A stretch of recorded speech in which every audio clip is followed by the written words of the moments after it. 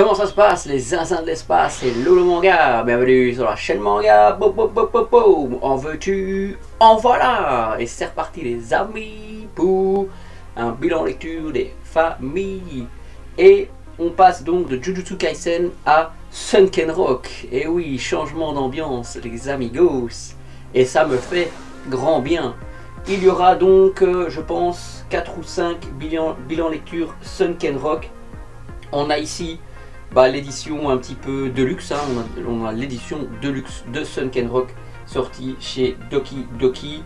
C'est en 13 livres si je ne m'abuse, donc moi je vais faire 3 par 3 et on va terminer le dernier bilan lecture avec les 4 derniers tomes, sachant que ce sont des doubles tomes. Donc là on va un petit peu discuter des 6 premiers tomes de la saga Sunken Rock. Un manga waouh, très vif, hein, très violent, un petit peu ecchi, plus sur les bords, et beaucoup d'humour aussi. On ne pourrait pas le croire de prime abord, mais Boichi vraiment il sait un petit peu alléger son récit. J'ai été agréablement surpris par cette lecture les amigos. Franchement c'est une très bonne lecture. On a un petit peu un mix, oui, entre baston, mafia, jolie fille, un petit peu, ouais, la guerre des gangs, un petit peu tout ce qui est le monde de la mafia, et aussi ce thème récurrent qu'est l'État. Qu'est-ce que l'État et à quoi peut-on comparer un État? Peut-on comparer l'État à un gang? Peut-on comparer l'État à d'autres organismes? Et donc vraiment une lecture haletante, une lecture rythmée. J'ai vraiment bien aimé ces 3 premiers tomes de Sunken Rock, qui est sans transition, hein. On fait immédiatement connaissance avec Ken le Rock, qui est un garçon franchement qui n'a pas une vie facile, qui a perdu ses parents, qui est au Japon un petit peu en déclin scolaire. Ses parents ont été assassinés par un mafieux, par un yakuza. De là, il s'entend bien avec une fille de son école à qui il fait une déclaration d'amour. Et il se trouve que cette fille est assez réceptive, sauf qu'elle lui dit écoute, moi demain je pars pour la Corée, quoi. Moi la Corée du Sud, je veux devenir policière. Donc c'est dommage, mais ciao. Et comme ça, de prime abord, on se dit waouh, mais qu'est-ce que c'est que ce délire?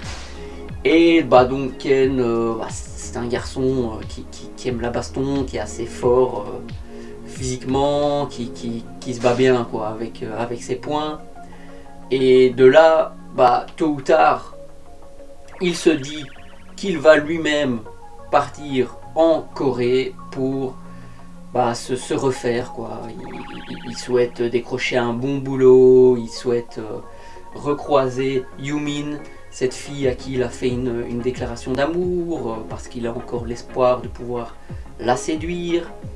Et il la croise, et à ce moment-là, lui, il est pas sans abri, mais il est réellement dans une situation très compliquée. Il n'est pas lavé, il a toujours les mêmes vêtements. Il dort dans un 5 mètres carrés, enfin, il est en galère avec les petits boulots et compagnie. Et il ment à Yumin, hein. Il lui dit qu'il est à la tête d'une boîte de jeux vidéo parce qu'il s'est frité avec des mecs qui faisaient des jeux vidéo. Donc il a eu l'idée de lui dire ça, de sortir ce mensonge là. Et d'une manière ou d'une autre, il arrive à se bastonner avec des mecs d'un gang, quoi. Et à cause de ça, ou grâce à ça, il devient, sur une série d'événements, le chef de ce gang. Donc problème, vu qu'il est devenu un mafieux et il souhaite séduire une policière. Donc le décor est planté, on a vraiment un scénario qui permet tantôt des moments très sérieux, tantôt des moments très rigolo, très burlesque, rocambolesque, incroyable. Et donc c'est ça qui m'a réellement plu avec Sunken Rock.